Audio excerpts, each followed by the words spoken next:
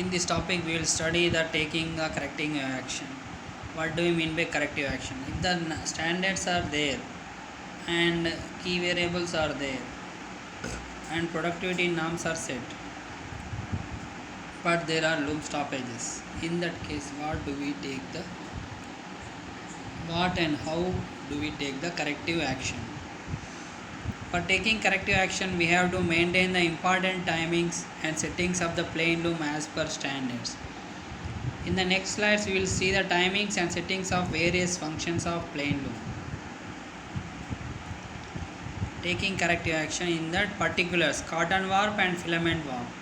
In the left hand side we see particulars, and in the right hand side you see for cotton warp and filament warp. Heat level should be 270 degrees. For cotton, when the shed should be fully opened at 30 degrees. This is loom timing diagram.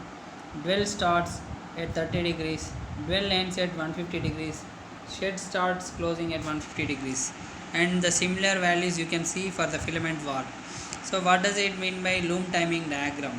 I have already told you front center, back center, top center, bottom center, all those things in the previous fabric manufacture 1 and 2 classes. So these are the degrees are shown for crank. Similarly for picking, picker starts moving at 75 degrees. Movement of picker 75 degrees to 115 degrees. Shuttle reaches the other box 240 degrees to 250 degrees. Degree of movement of picking stick 40 degrees. Beat up is done at 0 degrees. Take up. Action of pulling pawl is done at 270 degrees to 100 degrees. Pawl drops over a tooth of ratchet wheel done at 160 degrees. Side weft fork. Movement of weft fork hammer begins at 350 degrees. Distance between weft fork tail and hammer at 350 degrees. This should be 3 mm. Distance through which weft fork must project at 0 degrees is 3 to 6 mm. Particulars and cotton warp. Filament warp you study for yourself. I am talking about only cotton warp. Loose reed. Distance between duckbill and hitter at 270 degrees should be 40 mm. Distance the hitter passes the duckbill 10 to 12 mm. Contact between anti-friction bowl and bowspring 90 degrees to 250 degrees. Fast reed. Clearance between dagger and frog with shuttle in the box 3 to 6 mm. Oscillating back wrist. Lowest position of cam is 30 degrees. In the corrective action, in the weaving machine or in a spinning mill or in any mill, snap study is the major technique used for taking the corrective action.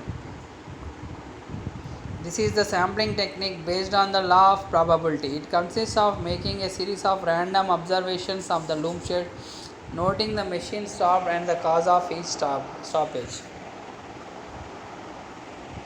If a sufficiently large number of readings are taken at random intervals, it is possible to list down the various causes of loss in efficiency. To estimate the percentage loss in efficiency due to each cause. For taking a snap reading, one walks down the weaver's alley, making tally of the looms that are stopped against a list of causes of stoppages. As the term snap indicates, the recording of incidents should be instantaneous without any bias. Snap study technique. The loss in efficiency is given by loss in efficiency is equal to number of looms stopped divided by number of loom rounds observed into 100, where number of loom rounds is equal to number of looms in shed into number of rounds. Snap study technique.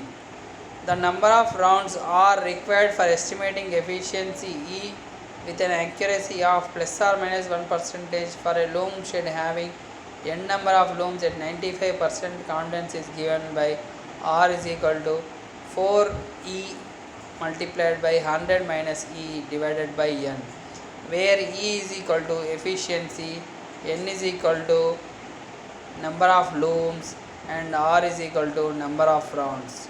So snap study technique is used where number of rounds are calculated with the help of required efficiency and number of looms. So this is known as snap study technique. It's a random observation of the looms. Thank you.